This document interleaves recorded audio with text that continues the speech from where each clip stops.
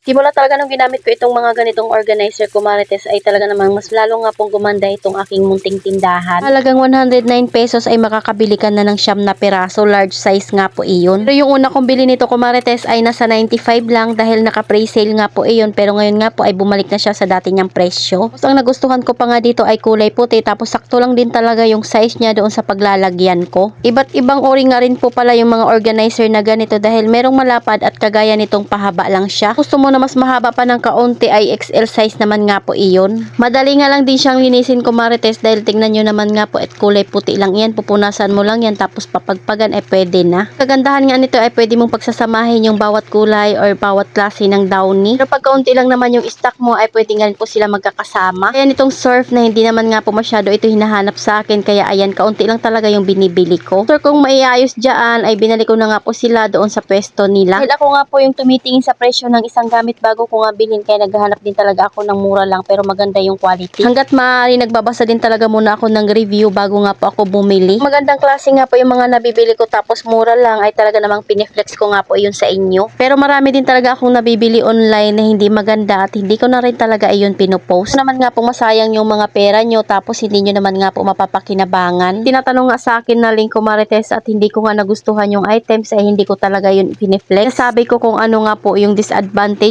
niya para hindi na nga kailangan na magsayang siya ng pera. Pero kagaya nitong mga undershelves ko Marites, dito nga po sa aking lagayan ng mga sabon ay talagang gamit na gamit ko iyan. Pag nasobrahan kasi sa taas yung mga compile ng sabon dyan ko Marites ay matutumba sila, kaya hindi rin talaga pwedeng sagarin doon. Para hindi masayang yung space at saka gap, kaya ayan, gamit na gamit ko talaga yung undershelves na yan. Buti na nga lang at mura lang din iyan. Lalo na sa kagaya ko nga na maliit lang yung space ng tindahan dahil bahay din namin ito, kaya kailangan nakaayos talaga yung mga paninda. Kung ano-ano nang ang pagpapaikot yung ginawa ko sa aking munting tindahan para magkasya lang talaga itong aking mga paninda. Mga tanong nga kayo kumarites tungkol sa mga ginagamit ko ay pwede nga po kayong mag-comment para ma-replyan ko nga ng link kung ano yung mga hinahanap nyo. Pero syempre hindi naman ka po ako agad nakakapag-reply sa lahat ng comment dahil busy rin talaga ako. Pero hanggat maaari talaga ay sinusubukan ko talagang mag-reply sa inyo. Una ko palang ginugupit dyan kumarites yung mga dati ng stock para yun nga po yung mga una kong maibigay. So alam nyo ba kumarites na alas 12 na nga po ng madaling araw iyan at hindi pa kami tapos ni Jowa. Syempre madami mang patalastas bago matuloy yung aming ginagawa dahil may nabili tapos magluluto ka pa ng pagkain nyo. Pero buti na nga lang talaga itong aming munting tindahan ay dito lang din naman sa bahay. Mas nakakapagod kung yung negosyo mo ay nakahiwalay sa iyong bahay. Tignan nyo naman yung taas ng aking shelves ko Marites ay puro organizer nga rin po iyan. Ayan at may bumili nga kaya bibigyan na nga muna natin.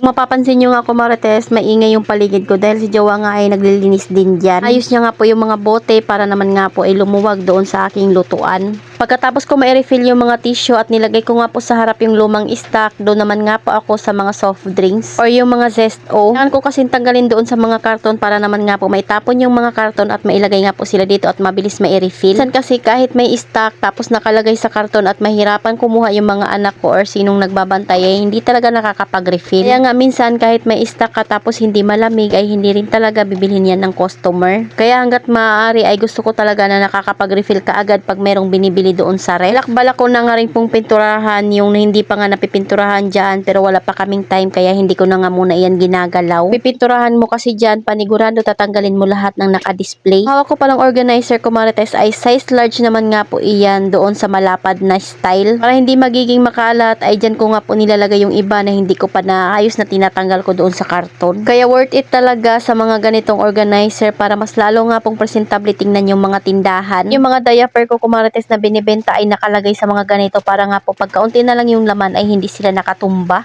So kahit nasa bahay lang kami ay hindi ibig sabihin nun ay hindi nakakapagod yung aming ginagawa.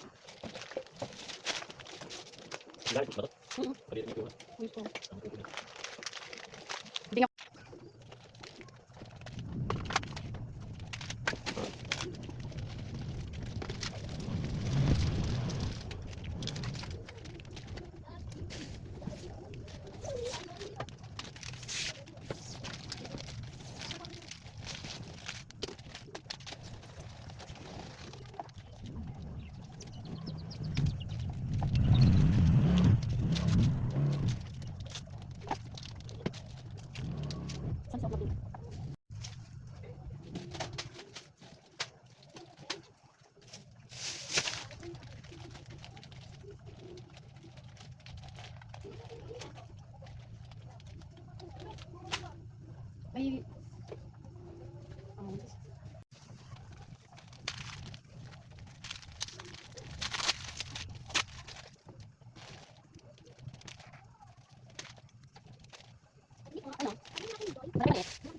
malaking joy.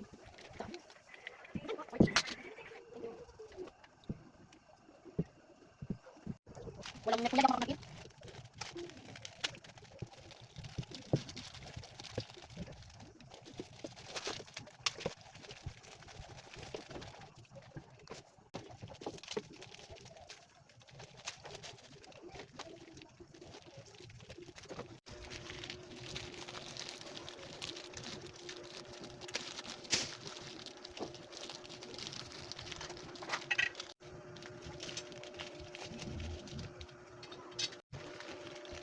Sira na ba yung panelis niya ba?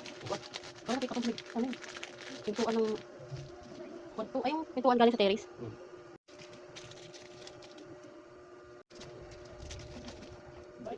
Ito yung mga bago kong bili na mga kape, Energin, pati mga palaman at i-refill ko na nga po sila. Kaya tinanggal ko na nga po yung mga lumang stock dyan dahil yun nga po yung mga i-refill ko. At yung mga bago naman nga po ayun ang isasabit ko dito. Basta pag may mga free yung items ko marites, nag-hoard talaga ako kahit madami pa yung aking stock. Madagdagan lang yung ating mga kita sa ating munting tindahan dahil hindi na rin talaga makatarungan na tutubo ka minsan ng dos. Pero hindi rin talaga maiwasan na meron nga pong piso lang or piso mahigit lang yung tubo mo. Lalo na kung sobrang mahal ng puhunan tapos ang liit lang. Tapos minsan yung customer ay hihirit pa na kung pwede ibalik lang yung dos or piso. Nahon ngayon ay hindi mo na nga kailangan makipagsabayan doon sa mga mababang presyo. Baka imbis kumita ay magsarado ka ng maaga dahil wala kang ngang mapaikot na maayos na puhunan. Sayang mo lang yung pagod mo tapos hindi ka naman kumikita. Dami kang ngang benta dahil mura lang pero wala ka rin namang kita kaya useless din yung pagod mo. Minsan ang teknik ko nga kumarites ay pinapantay ko lang din sa ibang tindahan yung aking presyo. Comment man na mahal nga po yung Milo ko na 11 pesos ay okay lang yun dahil magkakaiba naman nga po kami ng kinukuha ang